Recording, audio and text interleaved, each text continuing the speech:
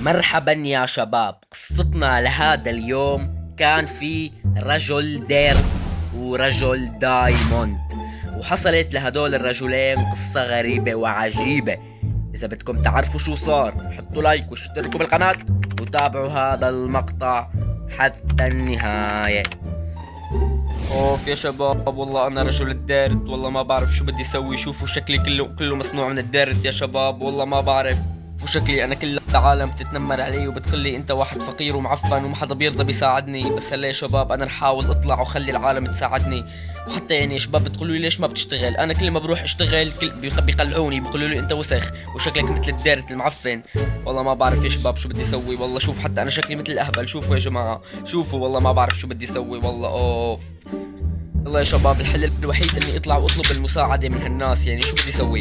خليني اجي يا شباب. طبعا هون في رجل دايموند يا شباب، شوفوا هون في رجل هذا هون في واحد شخص مصنوع من الدايموند، متخيلين؟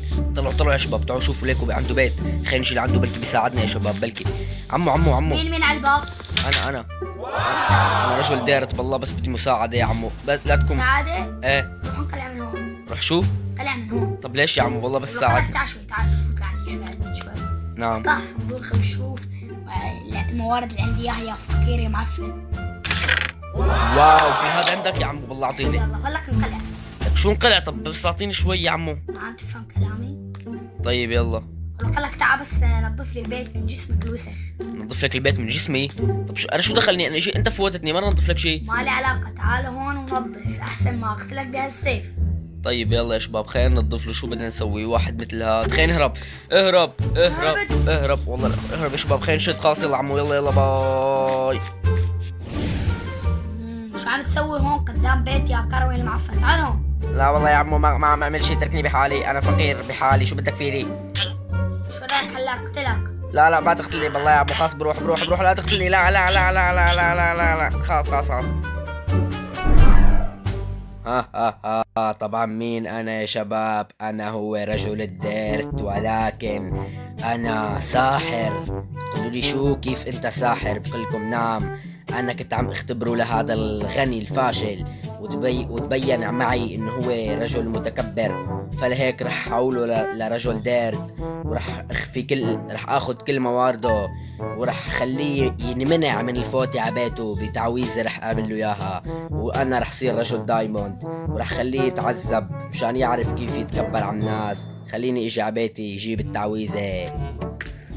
شوفوا يا جماعة كيف صرت رجل دايموند. صرت رجل من الدايموند والحمد لله. شوفوا وصرت غني كتير وما حدا قدي الحمد لله. خلينا نشوف هاد نرون فهمه. خلينا نجي. انت يا فقير يا فقير شوف كيف صار شكلي انا. بتحترم حالك ولا؟ كيف قدرت تعمل هيك؟ كيف قدرت اعمل هيك؟ شوف انت كيف صار شكلك هيك يا متكبر. يلا بعد من هون. يلا انقلع من هون. شو هذا؟ ليش هجم علينا الايرون؟ يا ايرون جولم شو عملت؟ والله ما عملت شيء. انت الكل صار ضدك خلاص. تعال افهمك شو صار. تعال شو بدك بالايرون جولم؟ شو صار لحتى؟ اللي صار يا عزيزي واللي هو اني انا ساحر ما هيك؟ انا هو الساحر وكنت عم اختبرك. ما فينك تفوت على هذا البيت، ما بتقدر. اعمل لك تعويذه.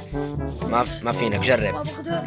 ما فينك تفتح الباب. خلاص هذا البيت صار ممنوع تفوت ورح تصير فقير الا اذا بتعتذر منا ومن كل العالم اللي تكبرت عليهم. خلص والله انا اسف وخليك انت غني. بعطيك كل ثروتي بس رجع لي شكلي وبيتي. تعطيني كل ثروتك؟ انا ما بحاجه، انا واحد ساحر ورح رجعك. بس اذا يا ويلك اذا بتعمل اي شيء. سمعان؟ طيب خلاص.